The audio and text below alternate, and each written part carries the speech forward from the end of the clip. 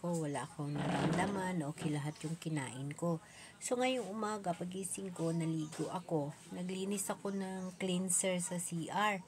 Tapos, nabanlawan ko naman, pero siguro hindi ko nasimot. Nang umupo na ako sa onodoro, nadali ako. Ayan, nagrasis na naman yung puwet ko, yung mga hita, yung kamay. Pero slight lang siguro sa cleanser na ginamit ko sa paglinis ng CR.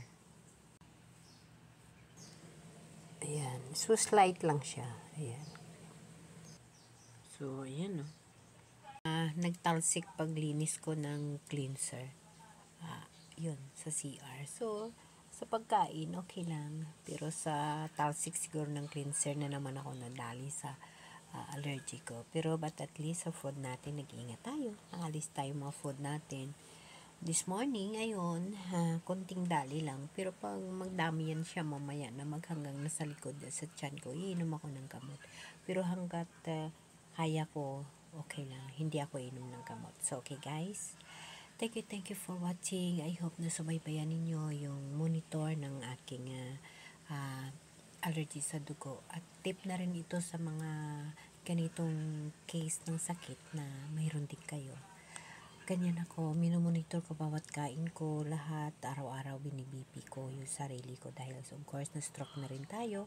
So, kailangan natin i-monitor. So, yun ang ginagawa ko na kahit papano, naka-recover ako sa stroke. And then, ngayon ito, nagkaroon ako ng immune system na tinatawag na napakasilan ako sa pagkain. So, ito, sarili ko gagamutin ko kasi sarili ko rin kalaban ko, diba? So, yun guys, cleanser tayo na allergy today. Nawala yung allergy natin sa panglinis doon sa CR. So, first things to do na ginawa ko this morning is nag-inom ako ng warm water dahil nag-running nose ako. So, warm water. After makaubos ako mamaya ng mga 2 baso, within 1 hour, kailangan maubos ko yung 2 baso na warm water. And then, bago ako mag-coffee, tanggalin ko muna yung running nose ko. So, isa yan sa technique na para matanggal yung running nose natin na hindi natin alam na tumutulo lang siya na napakalinaw. Kulang ho tayo sa water. So, ang ginawa ko, this morning, warm water lang. 2 glass ng warm water ang inumin ko within 1 hour. So, yun. So, malapit ko na maubos yung 1 baso. Magtimpla na naman tayo ng warm water lang. Mag-coffee tayo, black coffee. And then, Skyflex. Yun ang ating rotation this morning. Tayo today, hindi tayo nag-react yung allergy natin na tanghali na, no? So, running nose. Ang vegetable soap. Kalabasa lang ito, sitaw, at saka saluyot na tinadtad ko. Okay, water lang pati sa nilagay ko. Kunting asin. And white paper. So, ayan siya. Nahulog pa yung takip ko. So, ito ngayon yung ating kakainin sa lunch natin. Okay? Nung gutom, kumain ako ng 1 pirasong bread. White bread ang kinain ko. May black coffee pa ako. Hindi, okay lang. Okay. Hotdog! Hindi lang nila po nakita nung Tingnan natin. pinanganak sila eh. Yung ating gulay soup. Nag-lunch na tayo. Yung ulam natin, yung gulay at saka yung hotdog. So, titingnan natin. Kaninang umaga, nag-rasis tayo dahil doon sa cleanser na nilinis ko sa CR. So, sa pagkain, mukhang hindi umubra, hindi lumalaban. So, maintenance tayo sa kinakain natin. Baka sabihin nyo guys na ang OA ko, dahil nire-record ko yung pagkain ko. Kasi kailangan ko guys number 1, isa rin ito sa makatulong sa may mga sakit na kagaya ko na may allergy sa dugo. Alam nyo, tamang-tama pala, na pag may allergy ka sa dugo at hindi mo alam, kakain ka ng kahit ano, magtataka ka ngayon kung bakit na nagrarasis ka, nagkaroon ka ng pantal-pantal, sasabihin mo maalikabok or what, o kahit ano na lang ang nasa isip mo.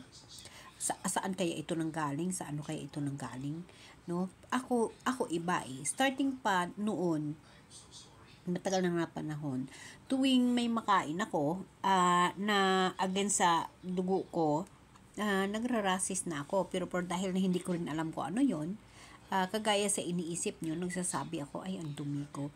Minsan sa higaan ko, hindi na ako hihiga pag hindi ako maka half bath, o hindi ko pa upuan na kahit kanino higaan ko kasi nangangati ako, nagrarasis ako, kung ano-anong nasa isip ko, madumi ako, madumi sila o ganun.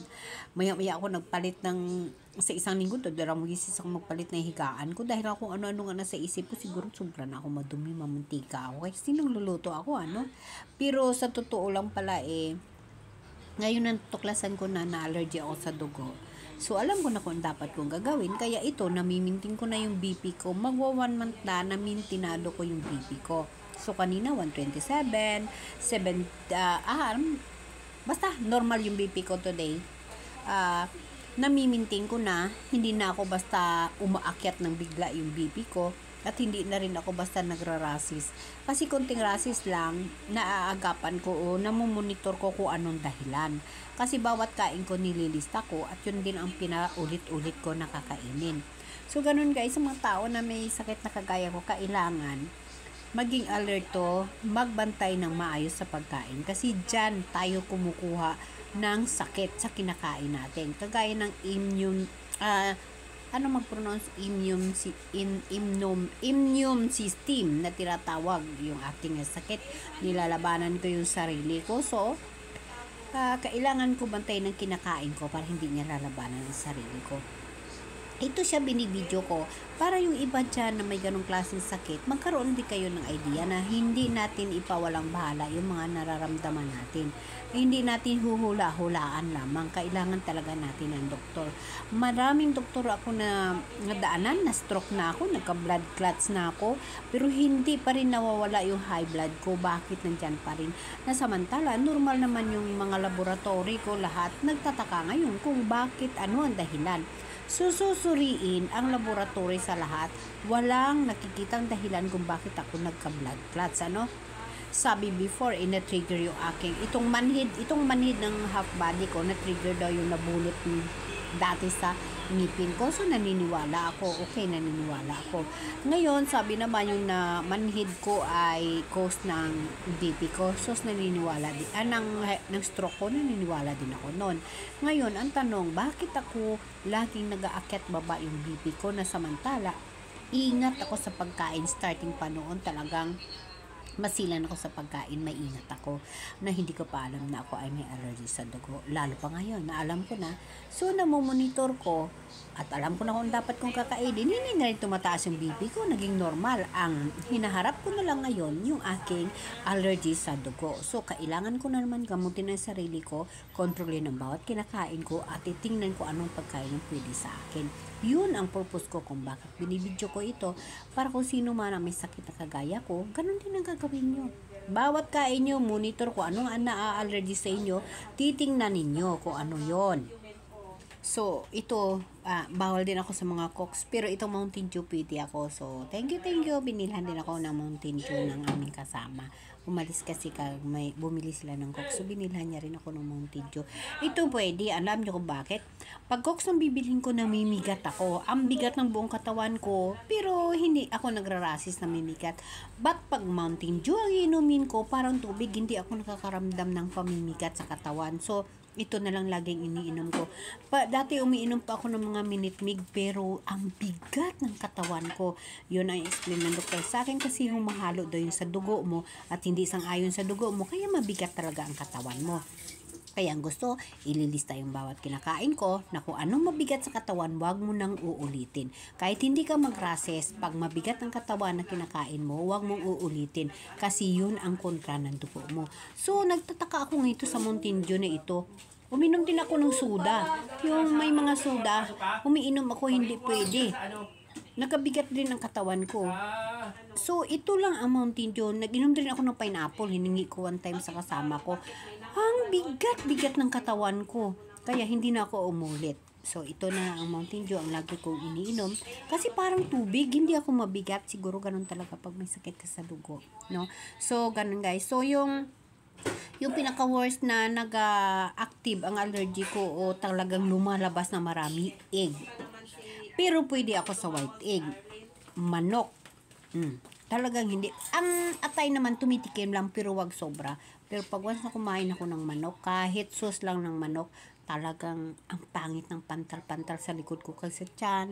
Ang labi ko yung lumalaki yung parang duruingon, yung kasambil. Ganun ang epekto ng manok sa akin. Sa pork naman, makakain ako konti. Konti lang, wag daw sobra. Ganun din sa beef.